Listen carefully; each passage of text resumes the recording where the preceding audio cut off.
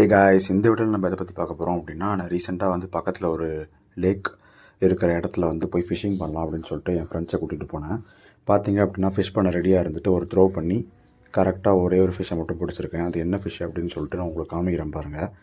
அந்த ஃபிஷ்ஷோட நேம் தெரிஞ்சதுன்னா மறக்காமல் கமெண்ட் பண்ணுங்கள். ரொம்ப கஷ்டம் தான், ஆனால் ஃபிஷ் பண்ணுறது ரொம்ப ரொம்ப ரொம்ப கஷ்டம் எனக்கு தெரிஞ்சு. இந்த மாதிரியான இடத்துலலாம் கொஞ்சம் ரிஸ்க் இருக்குது. ஸோ வந்து ஃப்ரெண்ட்ஸ் அந்த மாதிரி கும்பலாக போனீங்க அப்படின்னா உங்களுக்கு ஃபன்னும் இருக்கும். அதே மாதிரி அந்த இடத்துல வந்து பார்த்தீங்க அப்படின்னா ஃபுல்லாக வந்து லைவ் பிளான்ஸ் இருக்குது. இது என்ன பிளான்ட்டுன்னு தெரியுதா?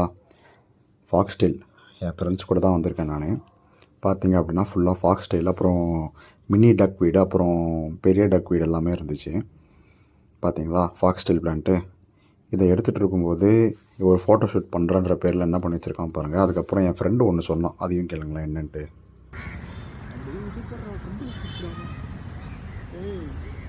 எங்கடா தொடாதடா, கம்பளி பூச்சி இருக்குன்னா அதை ஏன்டா தொட்டுட்டு இருக்க? டாக்ஸிக். நம்ம இவ்வளோவும் பண்ணிவிட்டு இந்த மாதிரியான பெட்ஸ் கிடையாது, இந்த மாதிரியான அனிமல்ஸ்லாம் பார்க்கும்போது நம்மளுக்கு மனசில் ரொம்ப திருப்தியாக இருக்கும்.